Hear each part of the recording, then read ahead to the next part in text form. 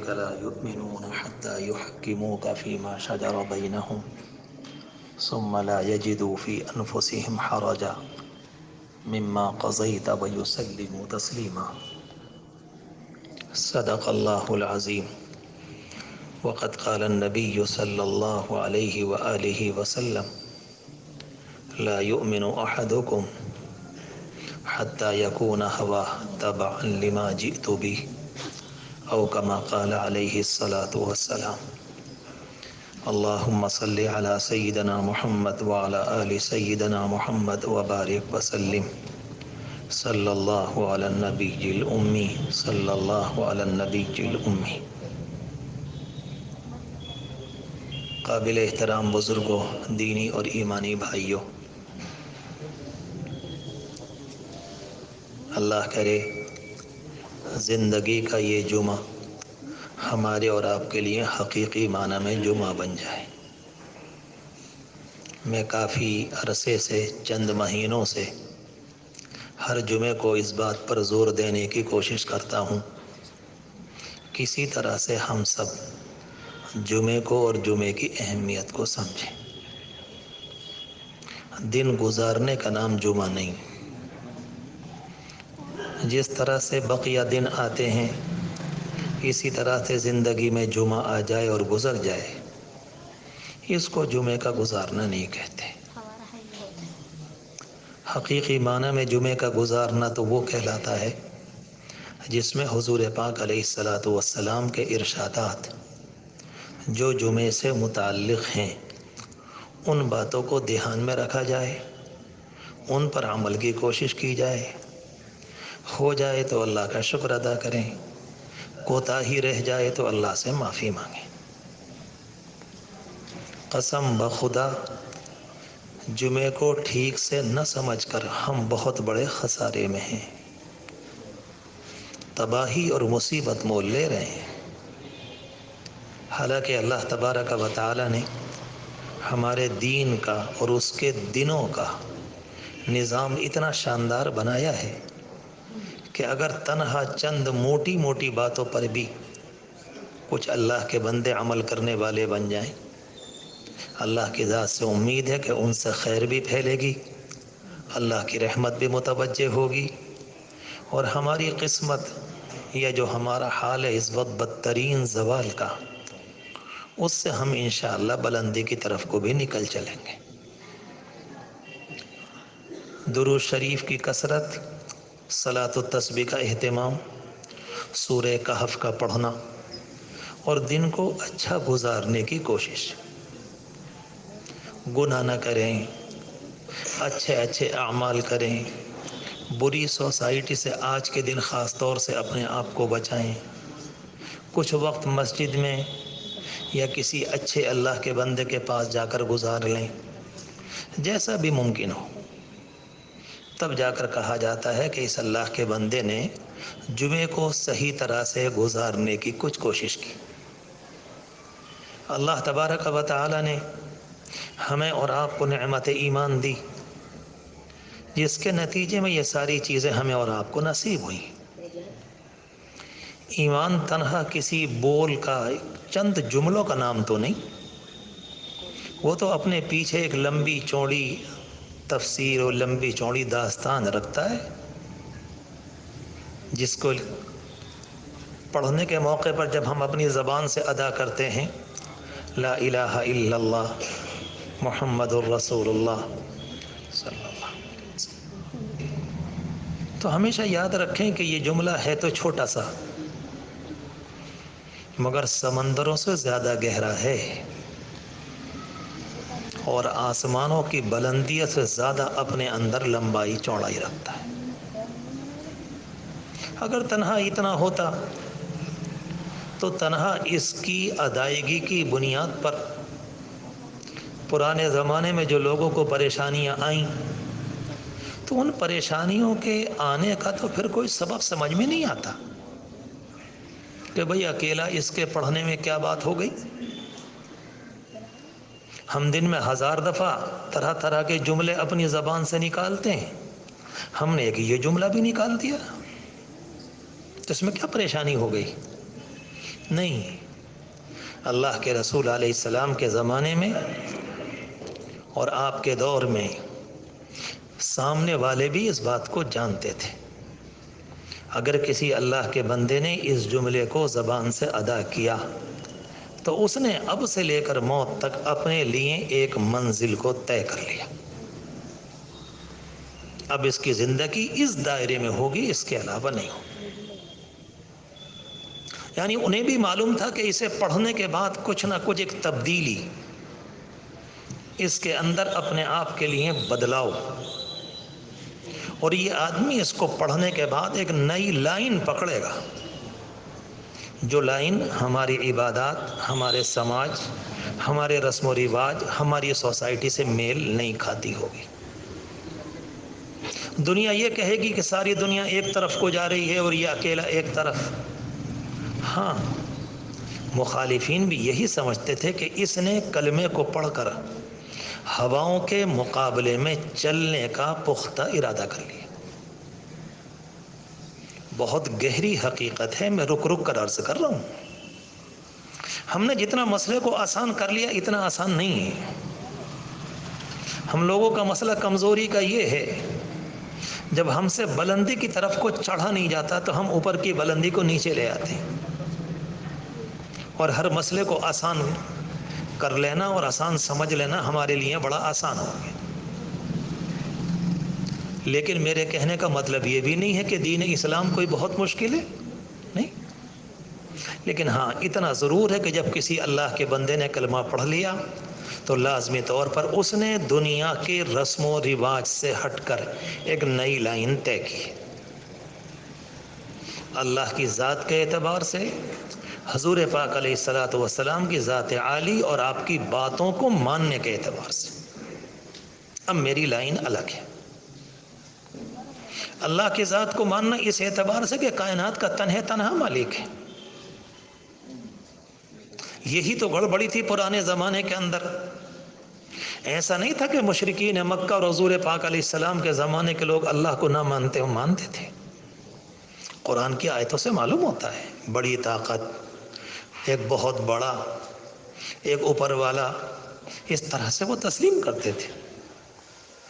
مگر اللہ کی صفات میں اور اللہ کی عبادت میں اور عبادت کے طریقوں میں انہوں نے نامعلوم کتنوں کو شریک کیا تھا۔ اسلام یہ کہتا ہے کہ نہیں، رب العالمین کی ذات ویسی ہے جیسی رب العالمین نے بیان کی، اور حضور پاک علیہ الصلاۃ والسلام نے اللہ کی ذات و صفات کے متعلق، اور قرآن مجید نے اور اللہ کے رسول علیہ الصلاۃ والسلام نے جو کچھ بیان فرمایا ہے آخرت کی منزلوں سے متعلق، اب میرے سامنے صرف وہ ہے، اس کے علاوہ کچھ نہیں۔ ایمان کیا ہے؟ دل کی گہرائی میں ایک یقین کو اتار لینا، کامل درجے میں۔ نہیں، میں اس سے نہیں ہٹ سکتا، میں نے اللہ کو مانا ہے تو مانا ہے، بات ختم ہو گئی۔ میرا معبود ایک معبود ہے، میرا وہ رب ہے، وہ خالق کائنات ہے، وہ دنیا کے نظام کو چلانے والا ہے، پوری دنیا کا حی و قیوم ہے۔ نہیں، میرے دل کی گہرائی میں یہ ہے۔ یہ کوئی زبانی جملے نہیں ہیں، زبان سے تو اقرار کیا جاتا ہے، کیونکہ اگر اقرار نہیں ہوگا تو ہمیں پتہ کیسے چلے گا کہ کس نے کلمہ پڑھا اور کس نے نہیں پڑھا۔ اس ایمان کا تمام تر تعلق دل کی گہرائی سے۔ حضرت عبداللہ ابن مسعود رضی اللہ تعالی عنہ کا یہ جملہ بخاری شریف میں موجود ہے، فرمایا کرتے تھے الایمان الیقین کلہ، ایمان کا مطلب ہے 100% کامل یقین، ماننا جس کو کہتے ہیں۔ میں نے اور آپ نے یہ مانا ہے کہ مسجد ہے، کوئی آدمی آ کر یہ کہنے لگے کہ میں اس کو مسجد نہیں مانتا، یہ تو ایک چھپر بنا ہوا ہے، آپ کیا کہیں گے کہ تم کیسی بے وقوفی کی مجنونانہ باتیں کر رہے ہو، تمہاری آنکھیں ٹوٹ گئیں، پھوٹ گئیں، تم تسلیم نہیں کرتے؟ کیوں نہیں؟ یہ مسجد قبلہ رخ ہے، نماز پڑھنے کے لیے آتے ہیں، اور باقاعدہ مسجد جیسے ہوتی ہے اسی طریقے پر طرز تعمیر ہے، سب کچھ۔ جس طرح سے کوئی آدمی اس کے خلاف کوئی بات کہے اور میں اور آپ ماننے کو تیار نہیں ہوں گے، اسی طرح سے حضور پاک علیہ الصلاۃ والسلام کی بتلائی ہوئی احادیث اور بتلائی ہوئی باتیں چاہے وہ عبادت سے متعلق ہوں، چاہے وہ اخلاق سے متعلق ہوں، چاہے وہ ہماری معاشرت سے متعلق ہوں، چاہے وہ ہماری تجارت سے متعلق ہوں، چاہے وہ ہمارے لین دین سے متعلق ہو، ہمارے دل میں اتنی یقینی جس طرح سے مسجد کا وجود. اگر یہ کیفیت ہے تو 1000 بار مبارک، اور اگر یہ کیفیت نہیں ہے الامان الحفیظ، تو ظاہری ایمان ہے جس کا حقیقت سے کوئی تعلق نہیں. کبھی کبھی لفظ ایسے ہوتے ہیں کہ میں اور آپ الفاظ میں بہہ جاتے ہیں اور ان کی حقیقت پر ہمارا ذہن نہیں جاتا. اللہ کے رسول علیہ الصلاۃ والسلام نے ایک موقع پر ارشاد فرمایا، حضرت علی رضی اللہ تعالیٰ عنہ کی روایت میں تو یہ آتا ہے کہ وہ فرمایا کرتے تھے کہ ایمان شروع میں ایک بالکل سفید داغ ہے، جب انسان کے دل میں آتا ہے اس کی سفیدی بڑھتی چلی جاتی، بڑھتی چلی جاتی، نظر نہیں آتا. اور یہ ساری وہ حقیقتیں ہیں جس کو پیغمبر کے علاوہ کوئی بتا بھی نہیں سکتا. ہوا کرے دنیا میں ترقی، ہزاروں ترقی ہوئی، نہ معلوم کتنی ابھی دنیا کی قسمت میں مقدر ہیں، مگر یہ کوئی نہیں بتا سکے. حضرت علی رضی اللہ تعالیٰ عنہ کا ارشاد امام بیہقی رحمۃ اللہ علیہ نے اپنی کتاب میں نقل کیا ہے. ایک سفید دھبا ہوتا ہے اور نور ایمان کے نتیجے میں پورے دل کو پھیلتا چلا جاتا ہے، اور نتیجہ یہ ہوتا ہے یقین اور یقین اور یقین اور یقین کے نتیجے میں اس کا دل پر سفیدی غالب آ جاتی ہے. اس کو کہتے ہیں قلب منور، اس کو کہتے ہیں چمکتا ہوا دل، اس کو کہتے ہیں نور ایمان سے جگمگاتا دل. کوئی اللہ کا بندہ یوں کہنے لگے کہ ہمیں کیا معلوم کہ ہمارا دل جگمگایا کہ نہیں جگمگایا، ہم تو بہت زمانے سے ٹھیک سے عبادت کر رہے ہیں. میرے بزرگوں، میرے جوانوں، میرے پیاروں، اسلام نے ہمیں اندھیرے میں نہیں چھوڑا ہے. اللہ کے رسول علیہ الصلاۃ والسلام نے نور ایمان کی ایک حقیقت بیان کی، جب کسی اللہ کے بندے کو دیکھ کر تمہیں اللہ یاد آ جائے تو سمجھ لو کہ اس کا دل نور ایمان سے چمک رہا ہے. کوئی بھی ہو سکتا ہے، دیہات کا بھی ہو سکتا ہے، شہری بھی ہو سکتا ہے، اپنا پرایا بھی ہو سکتا ہے، کالا بھی ہو سکتا ہے، گورا بھی ہو سکتا ہے. اذا رؤوا، جب نظر آئے تو رب العالمین یاد آ جائے، اس کے پاس بیٹھ کر کچھ اچھا لگے، طبیعت میں ایک قسم کی لطافت اور لذت محسوس ہو کہ واقعی اس کے پاس بیٹھ کر مزہ آ رہا ہے. حالانکہ بیچارہ کچھ بھی نہیں، کوئی حیثیت نہیں، کوئی دنیا کے مال اور اسباب کا مالک بھی نہیں. اللہ کے رسول علیہ الصلاۃ والسلام نے یہ علامتیں بیان فرمائیں. ایک موقع پر قرآن مجید میں بیان ہے، الم نشرح لک صدرک، اے پیغمبر کیا ہم نے آپ کے دل کو مشرح نہیں کیا؟ کیا ہم نے آپ کو شرح صدر کی دولت نہیں دی؟ کیا ہم نے آپ کے سینے کو نہیں کھولا؟ اس کے ضمن میں محدثین لکھتے ہیں کہ جب اللہ تبارک و تعالیٰ کسی کو یہ والی دولت دیتا ہے کہ دل کھل جائے، تو پھر اللہ کی طرف دین کے اعمال میں مزہ آنے لگتا ہے. مسجدوں میں لانا نہیں پڑتا، کسی کو قرآن کے لیے گھسیٹنا نہیں پڑتا، خود بخود انسان چلتا چلا جاتا ہے. یہ ساری باتیں آسان زبان میں وہ عرض کر رہا ہوں جو میرے اور آپ کے لیے مشکل نہیں ہے. یعنی ہر اللہ کا بندہ اس پہلو سے غور کرے، ورنہ تنہا یہ کہہ دینا کہ کلمہ زبان سے ہم نے بھی پڑھا ہے. کسی مفتی کی یہ طاقت تو نہیں ہے جو میرے اور آپ کے ایمان پر حملہ کر کے یوں کہہ دے کہ بھئی تمہارا ایمان کامل نہیں ہے، مکمل نہیں. مگر کم از کم اپنے آپ کا احتساب، محاسبہ کرنا، غور و فکر کرنا، یہ تو ہم سب کی ذمہ داری. کہیں ایسا تو نہیں کہ سطحی ایمان پر زندگی گزار کے چلے گئے، اگلی منزل کا پتہ ہی نہ چلا. کیونکہ رب العالمین فرماتا افمن شرح اللہ صدرہ للاسلام، جس کے دل کو رب العالمین کھول دیتا ہے فہو علی نور من ربی، وہ اللہ کی طرف سے ایک نور پر ہوتا ہے. اس کی آنکھیں اس سے بغاوت نہیں کریں گی، اس کے کان اس سے الگ نہیں ہو جائیں گے، اس کے ہاتھ اس کی بغاوت نہیں کریں گے، اس کی زبان اس کے خلاف نہیں چلے گی. وہ نور ایمان میں زندگی گزار رہا ہے. مجھے کیا کرنا ہے کیا نہیں کرنا. ایک پکا مسلمان، خاندانی مسلمان، پشتینی مسلمان، ایک اللہ کا بندہ آ کر یہ معلوم کرتا ہے کہ مجھے اسلام کے اس مسئلے میں طبیعت کھلی ہوئی نہیں ہے. ارے یہ کون سی بات ہوئی؟ آپ کی زبان سے جملہ کیوں نکلا کہ مجھے اس سلسلے میں تھوڑا سا اسلام میں کہہ نہیں پا رہے؟ سیدھی سیدھی بات کہیے، ذرا ڈاؤٹ ہے، ذرا شک ہے اسلام میں۔ نہ تو آپ کا کوئی علم کا معیار، نہ آپ کی کوئی علم کی حیثیت، نہ آپ نے اس لائن میں کوئی اسٹڈی کی، اور آپ نے کس کے جملے کو کہہ دیا؟ حضور پاک علیہ الصلوۃ والسلام کی ذات عالی کے جملے کو آپ فرما رہے ہیں۔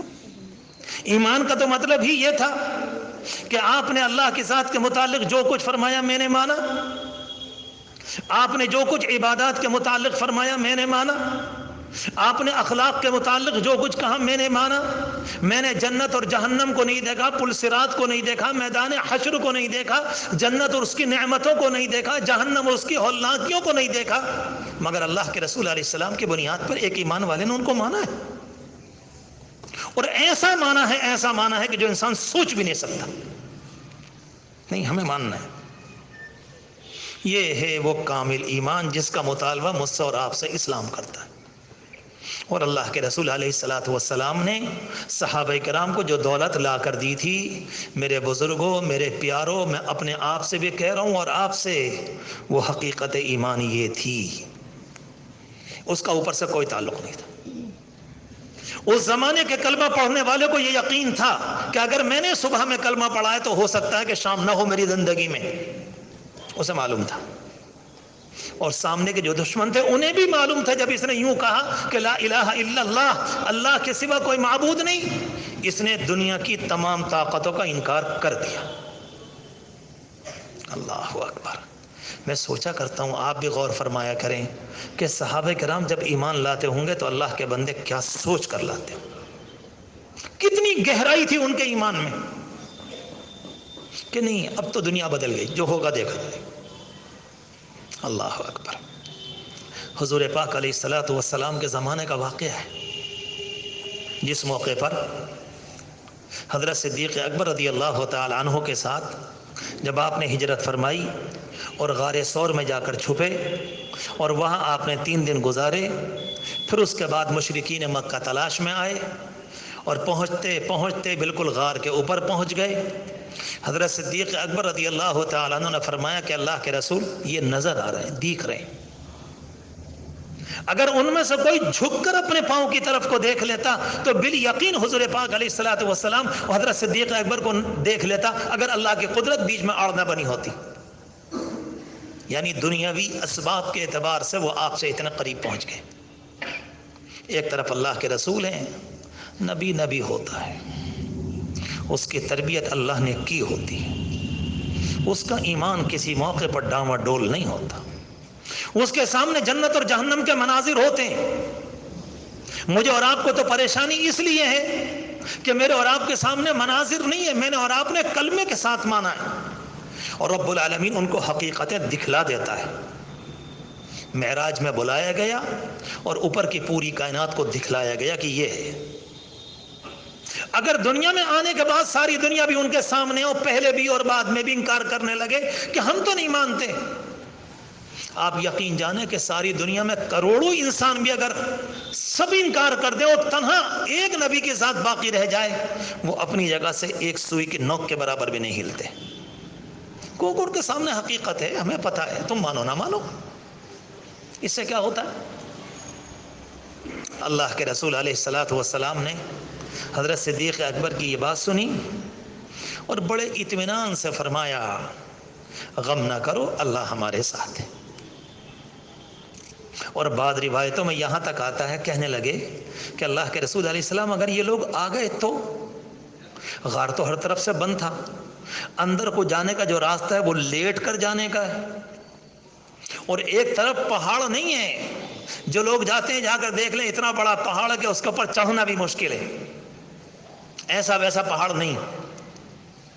کہا کہ اللہ کے رسول علیہ الصلوۃ والسلام اگر یہ آ گئے تو آپ نے فرمایا ہم ادھر سے نکل جائیں گے۔ اللہ اکبر، پورا پہاڑ کھڑا ہوا ہے، ہاں کچھ نہیں، ادھر سے نکل جائیں گے۔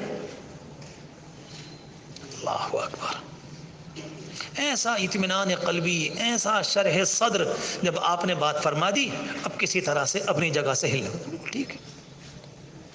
حالانکہ حضرت صدیق اکبر رضی اللہ تعالیٰ نبی تو نہیں تھے، رسول تو نہیں تھے، وہ تو ایک عام انسان تھے، حضور پاک علیہ السلام کے صحابی تھے، آپ کے تربیت یافتہ تھے، لیکن نبی تو نہیں تھے۔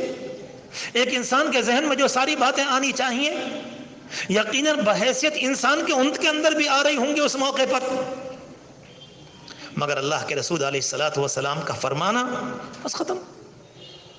میں نے یہ بات اس لیے اگر ذکر پتہ چلے کہ ایمان کس کو کہتے ہیں، آپ نے فرما دیا میں نے مان لیا۔ ایک پہاڑ نہیں، ہمالیہ پہاڑ کا پورا سلسلہ بھی آ جائے، اللہ کے رسول علیہ الصلوۃ والسلام نے اس رب کی دعوت دی ہے، ایک اشارے میں سب کو پھاڑ دے گا۔ یہ ہے وہ کامل یقین کہ جس موقع پر اللہ کے رسول علیہ الصلوۃ والسلام کی بات آ جائے پھر ادھر سے ادھر نہیں، نہ ادھر سے ادھر، کسی طرح کا کوئی مسئلہ۔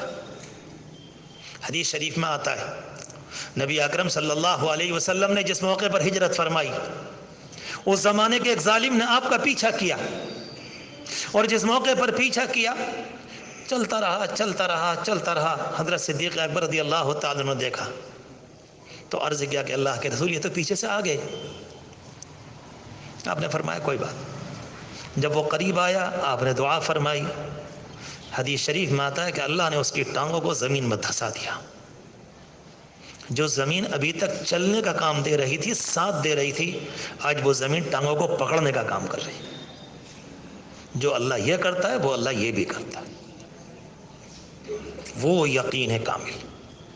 میں 3-4 مثالیں دے کر ایک بات عرض کروں گا۔ جیسے یہ بات آئی تو وہ چلا کر کہتا ہے واہ محمدہ، اور آپ سے کہتا ہے کہ ٹھیک ہے رحم فرمائیے میں جاتا ہوں واپس۔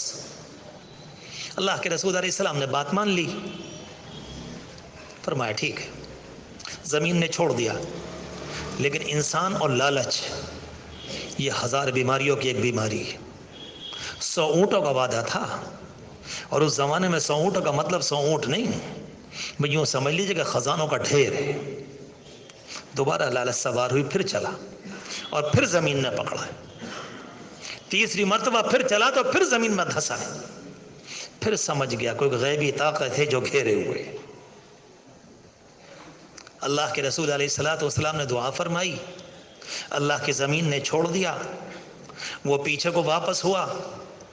جو جملہ سنانا تھا وہ یہ جملہ ہے، آپ نے فرمایا سراقہ اس وقت تیرا کیا حال ہوگا جب ایران کے بادشاہ کے کنگن تیرے ہاتھ میں ہوں گے۔ آنکھیں پھٹ گئیں، ایران کا بادشاہ کنگن میرے ہاتھ میں؟ اسے یقین نہیں آ رہا ہے۔ اس کا نام کسرا تھا، لقب اس کا، تو اس نے اس لفظ کو دوبارہ بولا اور ریپیٹ کیا ہے، کیا وہی کسرا ابن ہرمز؟ آپ اسی کی بات فرمایا، ہاں اسی کی کر رہا ہوں، اس کے کنگن تیرے ہاتھ میں ہوں گے۔ میں اس جملے کو، اس واقعے کو سنانا مقصد نہیں تھا، میں اپنے جوانوں سے ایک بات کہنا چاہ رہا ہوں۔ اللہ کے رسول علیہ السلام مدینے جا رہے ہیں، گھر بار کو چھوڑ کر جا رہے ہیں، تنہا ہیں، راستے کو بدل کر جا رہے ہیں، صرف 2-3 آدمیوں کا قافلہ ہے کہ دائیں بائیں گھومتے ہوئے پہاڑوں کے درمیان ہوتے ہوئے آپ مدینے کو جا رہے ہیں، اور پیچھے دشمن۔ ایسی قسم و پرسی، ایک انسان جس کا کوئی محافظ نہیں، کوئی باڈی گارڈ نہیں، کوئی فوج نہیں، کچھ بھی نہیں، اور جس موقع پر اپنی زبان سے آپ یہ جملہ فرماتے ہیں، اس موقع پر سامنے والا بھی آنکھیں پھاڑ کر دیکھتا اور سنتا ہے کہ آپ کیا فرماتے۔ اللہ کے رسول علیہ الصلوۃ والسلام نے جملہ فرمایا، حضرت صدیق اکبر نے بات کو مانا ہے۔ ایسے موقع پر کہنا جس زمانے میں کوئی حالات نہ ہوں، کوئی آدمی دوپہر میں یہ کہنے لگے کہ سورج کا وقت ہے، تو آپ کہیں گے وہ تو سبھی دیکھ رہے ہیں۔ قسم پرسی کے زمانے میں رخ ادھر کو ہے اور بادشاہت ادھر کی بتا رہے ہیں کہ وقت آئے گا۔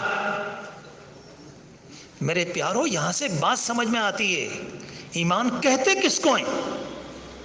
اگر حقیقت ایمان نہیں ہوگی اس دور میں، اگر اجازت دو تو کھل کر کہہ دوں، اپنی نماز اور روزے پر باقی نہ رہ سکو گے، نہیں رہ سکو گے، نہیں رہ سکو گے۔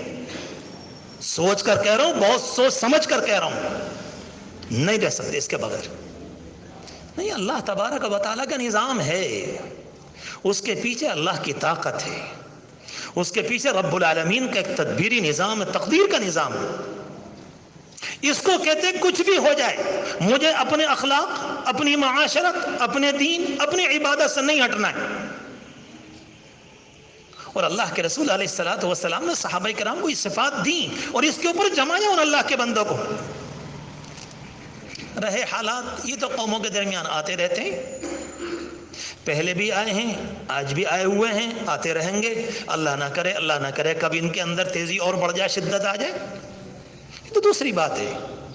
مگر لازمی طور پر ایک بات اور بھی عرض کروں، حدیث شریف میں آتا، حضور پاک علیہ الصلوۃ والسلام کے پاس ایک موقع پر حضرت خباب رضی اللہ تعالیٰ عنہ تشریف لائے، اور اس زمانے کے ظالم بڑا ظلم کرتے تھے۔ اس ظلم کو تو بیان کرنے بھی ایسا لگتا ہے کہ کلیجہ انسان کا منہ کو آ جائے۔ اللہ کے رسول کو مانا، آپ کو نبی مانا، اللہ کو معبود جانا، برحق جانا، مگر ظلم کی انتہا ہو گئی۔ انسان ہے، ایسا تو نہیں ہوتا کہ پتھر بن جاتا ہے۔ اللہ کے رسول علیہ السلام کے پاس آئے اور آ کر ایک دن کہنے لگے کہ اللہ کے رسول اب پانی سر سے اونچا ہو گیا۔ خطرہ یہ نہیں تھا، بلکہ خطرہ یہ تھا کہیں ایسا نہ ہو کہ اس ظلم کے نتیجے میں کسی دن میری زبان سے کوئی جملہ ایسا نہ نکل جائے جس کی بنیاد پر اللہ کے یہاں پکڑ آ جاتی۔ حدیث شریف میں آتا ہے کہ اللہ کے رسول علیہ السلام کعبۃ اللہ کی دیوار سے ٹیک لگائے بیٹھے تھے اور سیدھے ہو کر بیٹھ گئے، اور آپ نے فرمایا اتنی جلدی معاملہ برداشت سے باہر ہو گیا، اتنی جلدی؟ کہا کہ تم سے پہلے ایسے بھی اللہ کے بندے تھے جن کو زمین میں گاڑ دیا گیا، ان کے سروں میں لوہے کی کنگیاں کر دی گئیں، ان کے گوشت کو ان کی ہڈیوں سے چھڑا لیا گیا، مگر وہ اپنے ایمان سے پیچھے نہ ہٹے۔ ایک جملے نے پوری تربیت کر دی، ہزاروں صفحات کا سبق دے دیا۔ اور جس موقع پر حضرت خباب رضی اللہ تعالیٰ عنہ نے آ کر یہ کہا تھا کہ ایسا ہو رہا ہے، ایسا ہو رہا ہے، ایسے موقع پر کیا ذہن میں آتا ہے؟ یہی تو ذہن میں آتا ہے نا، اللہ ہی خیر کرے، اس دین کا کیا ہوگا؟ اللہ کے رسول علیہ السلام کی دعوت نہیں ہے، نیا کلمہ ہے، نیا دین ہے، کوئی ماننے کو تیار نہیں، گھر، معاشرہ، سماج، محلہ، پورے کا پورا شہر باغی، تو بہت سے نئے لوگ کیا سمجھتے ہیں، بس ٹھیک ہے، ہاں چل رہی ہے گاڑی، دیکھو کب تک چلے، یہ تو ساری باتیں ذہن میں آتی۔ مطمئن کرنے کے لیے جملہ آپ نے اس موقع پر ارشاد فرمایا، اس میں ایک جملہ یہ تھا، خباب ان قریب وہ زمانہ آئے گا ایک عورت تنہا یہاں سے یمن تک سفر کرے گی اور اسے اپنی ذات پر کسی کا خوف نہیں ہوگا۔ تم ان حالات کو یہ مت سمجھو، جو باتیں آپ کے زمانے میں آئیں وہی باتیں شکلیں بدل بدل کر دنیا میں آئیں گی اور آتی رہیں گی۔ اس لیے قرآن مجید کی وہی آیتیں جو اس زمانے میں ان اللہ کے بندوں کی رہنمائی کر رہی تھی، وہی آیتیں قرآن مجید کے میرے اور آپ کے لیے بھی رہنمائی۔ مسئلہ یہ نہیں ہے کہ بھئی وہ تو قرآن کی آیت تھی اس زمانے کے اندر آئی، نہیں، ابھی میں نے یہ بات اس لیے عرض کی ہے تھوڑی سی تفصیل کے ساتھ۔ نوجوان آتے ہیں، طرح طرح کی باتیں کرتے ہیں، یہ شکوک، یہ شبہات، یہ تعلیم، وہ تعلیم، نہیں، تعلیم وہاں سے نہیں۔ غلطی بنیادی طور پر یہ ہے کہ اللہ تبارک و تعالیٰ کی ذات کو مانا، مگر ابھی یقین ہمارے دل میں گھر نہیں کر گیا۔ یقین کی دولت الگ ہے، کلمے کے بول الگ ہے۔ اور میں نے شروع میں عرض کیا تھا، یہ نہیں کہا جا رہا کہ کسی اللہ کے بندے کے ایمان میں شبہ ہے، مگر یہ کہنے کی کوشش کی جا رہی ہے اس حقیقت پر غور کرنا۔ وہ پیڑ کیسے پیڑ کہلائے گا جس میں پتیاں نہ ہوں؟ میں آپ سے پوچھوں، وہ پیڑ درخت کہلانے کا مستحق کب ہے؟ جس میں پھول نہ ہو، کلیاں نہ ہو، پتیاں نہ ہو، وہ کسی کے لیے سائے کا انتظام نہ کرے، پرندے اس پر نہ بیٹھ سکیں، وہ کون سا پیڑ کہلائے گا؟ اسی طرح سے میں آپ سے معلوم کروں، یہ ایمان کیوں کر ایمان کہلائے گا جب اس کے اندر اخلاقیات کی کلیاں نہ ہو، اس میں حقیقت ایمان نہ ہو، اس میں کسی طرح کا جمع نہ ہو، یہ کہیں باطل سے پنجہ ملانے کو تیار نہ ہو، یہ کسی طرح سے بھی غیروں کی تقلید کو چھوڑنے کو تیار نہ ہو۔ میرے پیاروں، اپنے دل پر ہاتھ رکھ کے بتاؤ، کون اللہ کا بندہ کہے گا یہ حقیقت ایمان ہے؟ یہ بھی کوئی بات ہوئی؟ آگے پیچھے کچھ نہیں، بس ہے۔ ہائے ہائے، وائے ناکامی متاع کارواں جاتا رہا۔ عجیب سی کہانی ہو گئی، نہیں سب ٹھیک ہے، اس کے بغیر بھی چلے گا، اس کے بغیر بھی چلے گا، اس کے بغیر بھی چلے گا، اس کے بغیر بھی چلے گا۔ الامان والحفیظ، خدا کی پناہ، یہ کون سا ایمان ہے؟ اس کو تو ایمان نہیں کہا جاتا۔ حضور پاک علیہ الصلوۃ والسلام نے اپنی زندگی کے آخر میں، میرے پیاروں یاد رکھنا جوانوں سے کہہ رہا ہوں، اور تقریباً ہر مہینے میں یا ہر ہفتے میں کہنے کی کوشش کرتا ہوں، باطل کے، شیطان کے، ابلیس کے نشانے پر جتنے کالج کے پڑھنے والے ہیں، یونیورسٹیوں کے پڑھنے والے ہیں، آپ نمبر 1 پر ہیں، مدرسے کے لوگ نمبر 2 پر ہیں۔ نشانہ پہلے آپ ہیں، کیونکہ آپ کو غذا نہیں ملتی، نہیں، آپ کی وہ تیاری نہیں ہے، آپ کے ذہن میں وہ جماؤ نہیں ہے، وہ بلندی نہیں ہے۔ میں آپ کی تعلیم کا انکار نہیں کر رہا ہوں، مگر یہ حقیقت ہے۔ اس لیے شکوک شبہات، یہ کیسے ہوگا، یہ کہ برجستہ بھی شاید 2 ہفتے پہلے کی بات ہے، ایک نوجوان نے مجھ سے اسی مسجد کے اندر یہ بات کہی، غالباً مراد آباد کے تھے، کہ حضرت جو اسلام کا قانون ہے مرد عورت کے متعلق، اس سے میری طبیعت کبھی مطمئن نہیں ہوتی۔ میں آپ سے معلوم کروں، آپ نے کئی دن پڑھا اسلام کو؟ کئی صفحے پڑھے آپ نے؟ لے دے کے 4 باتیں موبائل کے اندر پڑھ لی، اور آپ کو یہ بھی نہیں معلوم کہ موبائل کے اندر جو ڈالی ہوئی کہانی تھی وہ زندیق کی تھی، دہریے کی تھی، ملحد کی تھی، قادیانی کی تھی، کسی مستشرق کی تھی، کس کی کہانی ڈالی ہوئی تھی جو آپ نے بٹن دبا کر فوراً پڑھ لی؟ بس کسی کی بھی کہانی پڑھ لی، وہ اپنے پیٹ سے تو نہیں بولتا، کوئی ڈالنے والا اس میں ڈالتا ہے، اس کے اندر فیڈ کرتا ہے، پھر وہ ہمیشہ کے لیے اس کے اندر ہو جاتی ہے، آپ بٹن دبا کر اس کے اندر سے اس کو نکال دیتے ہیں۔ ایک اسلام کی بات پر اللہ کے بندو یہ سوچو، حضور پاک علیہ الصلوۃ والسلام رب العالمین کی طرف سے نبی بنائے گئے۔ نبی از خود نہیں بنتا ہے، رب العالمین بناتے ہیں، اور نبی کو بھی نہیں معلوم ہوتا 15-20 منٹ پہلے، 10 منٹ پہلے تک، کہ رب العالمین ان قریب مجھے نبی بنانے والا ہے۔ پیشن گوئیاں، اشارے، یہ دوسری بات ہے، لیکن باقاعدہ یہ اعلان کر کے کہا جاتا ہو ہم کچھ دیر کے بعد تمہیں نبی بنائیں گے، ذرا ٹھیک سے بیٹھے رہنا، ایسا کبھی نہیں ہوتا، اس کی اپنی تیاری نہیں ہوتی۔ اس لیے کہتے ہیں کہ نبوت کسبی نہیں ہے، یہ کمائی نہیں جاتی ہے، یہ رب العالمین کا عطیہ ہوتی ہے۔ حضرت صدیق اکبر رضی اللہ تعالیٰ عنہ کے زمانے میں اللہ کے رسول علیہ الصلوۃ والسلام نے اپنی زندگی میں ایک لشکر تیار کیا تھا، کہا کہ دیکھو فلاں علاقے میں جاؤ۔ اس درمیان آپ بیمار ہو گئے، بیماری زیادہ ہوئی، کچھ زمانے کے بعد آپ اللہ کو پیارے ہو گئے، جب آپ اللہ کو پیارے ہوئے تو پھر صحابہ کرام میں یہ مشورہ ہوا کہ اب کیا کریں، اگر یہ لشکر چلا جائے گا، چوٹی کے صحابہ، بہادر نوجوان، پرانے اصلی لوگ، جو شاندار نوجوان ہیں، جو اسلام کی کریم ہیں، جن کو حضور پاک علیہ السلام نے اپنے زمانے میں تیار کیا ہے، وہ سارے کے سارے اس لشکر میں موجود ہیں، اور اگر یہ سارے چلے گئے تو پھر مدینے میں کون؟ حضرت صدیق اکبر رضی اللہ تعالیٰ عنہ جب آپ کے کفن دفن سے فارغ ہوئے اور سب سے، تو اس کے بعد آپ نے کہا کہ یہ لشکر ہے، اس کو روانہ کرو۔ آپ کو تعجب ہوگا، مدینہ منورہ میں حضور پاک علیہ الصلوۃ والسلام کے وہ چوٹی کے صحابہ جن کا مقام صدیق اکبر کے بعد 1 2 3 4 5 6 7 چوٹی کے صحابہ سارے کے سارے حضرت صدیق اکبر کے پاؤں میں آ کر بیٹھ گئے اور کہنے لگے، خلیفۃ المسلمین، ہم آپ سے ہاتھ جوڑ کر کہتے ہیں اس لشکر کو روانہ نہ کیجئے، ورنہ ساری دنیا جو غصے میں جلی بھوئی بیٹھی ہے وہ مدینے پر حملہ کر دے گی۔ جب غیر مشورہ دیتے ہیں دوسری بات ہوتی ہے، اور جب حضور پاک علیہ الصلوۃ والسلام کا تیار کیا ہوا کریم خود مشورہ دے، آپ سوچو کیا بیتے گی۔ اور تنہا ایک اللہ کا بندہ، ایک تو ہوتا کہ 300 ادھر، 300 ادھر، 250 ادھر، 350 ادھر، چلو بھائی ٹھیک ہے، ذرا ایک اکیلا اللہ کا بندہ، سب نے مشورہ دیا۔ حضرت صدیق اکبر رضی اللہ تعالیٰ عنہ فرماتے ہیں، نہیں، میں اس لشکر کو روانہ کر کے رہوں گا۔ سمجھانے والے سمجھاتے ہیں کہ حضرت جب زیادہ بات آگے بڑھی تو کسی نے آ کر کہا ہو سکتا ہے دشمن آ جائے اٹھا کر لے جائے، کسی نے آ کر یہ کہا کہ امہات المؤمنین موجود ہیں، حضور پاک علیہ الصلوۃ والسلام کے ازواج مطہرات، اگر ان کی آبرو کے اوپر حملہ ہو گیا تو کیا ہوگا؟ اللہ اکبر۔ میرے جوانوں سمجھو ایمان کس کو کہتے ہیں، جمنا کس کو کہتے ہیں۔ ایک لڑکی کی چمڑی میری اور آپ کی آنکھ کو نیچے نہیں چھپا پاتی، کس بنیاد پر کہتے ہو کہ ایمان ایمان ایمان؟ کوئی سامنے سے گزر جائے ادھر کو دیکھ لیا، کوئی گندا گانا آ گیا ادھر کو دیکھ لیا، کیا کیا کس دنیا میں جی رہے ہو؟ لگتا ہے کہ پانی کے آبلے ہو، لگتا ہے کہ بالکل بلبلا ہو، ایسا معلوم ہوتا ہے کہ ایک ببولا ہے جو آیا اور چلا گیا۔ کس کو کہتے ہیں ایمان، اور کیا ہے حقیقت ایمان؟ اللہ اکبر۔ میں اس لیے عرض کر رہا ہوں اپنے زبانوں سے، اللہ کا شکر ہے مجھے آپ سے امیدیں ہیں، اور کھل کر کہتا ہوں آپ سے، زمانے کو سمجھو، زمانے کو الٹ پھیر کو سمجھو، ان حالات کو سمجھو، اور اس زمانے میں اپنی ایمان کا محاسبہ کرو۔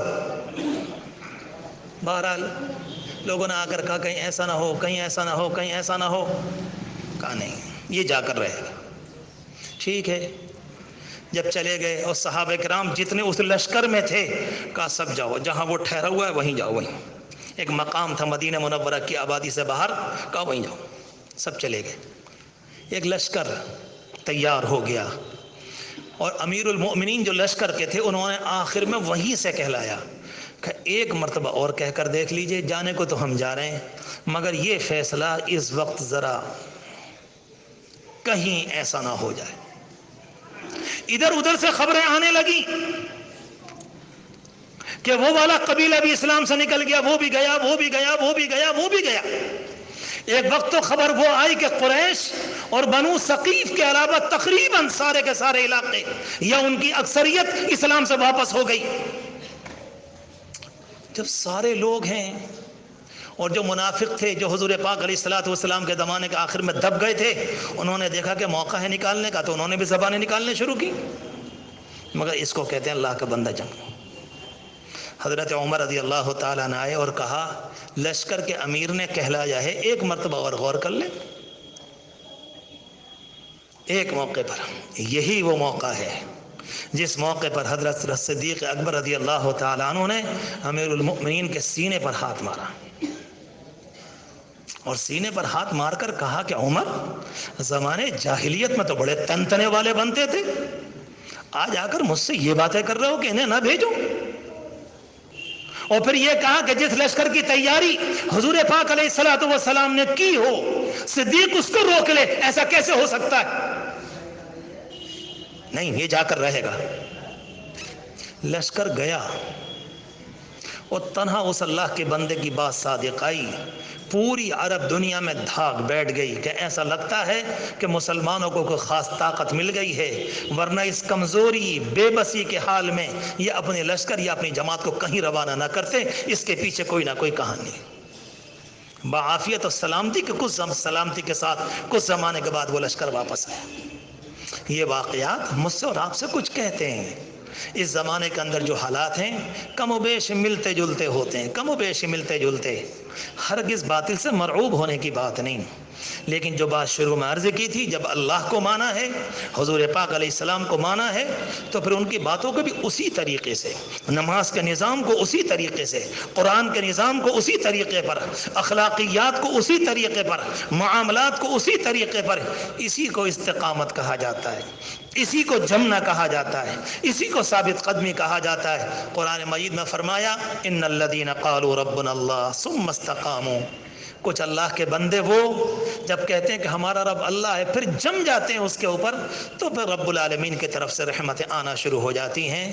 میرے بزرگوں، قابل احترام بھائیوں اور عزیز نوجوانوں، میں اپنے آپ سے پہلے کہہ رہا ہوں، بڑے ادب اور احترام سے ایمان پہ غور کیا کرو، ذرہ برابر، ذرہ برابر۔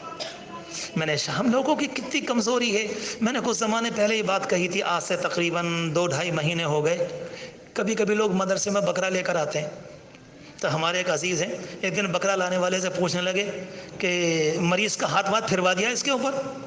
بولے ہاں، ہاتھ تو پھروا کے لائیں پورا۔ آپ سوچو کیا مطلب؟ تو وہ ہنس کے کہنے لگے اس کا مطلب یہ ہوا کہ آپ کے ابا کی بیماری ان کے بکرے پر آ گئی، بکرا ذبح ہو گیا، مدرسے کے بچے کھا لیں گے تاکہ یہ سب مر جائیں، آپ کے ابا بچ جائیں، یہ تو مطلب وہ اس کا۔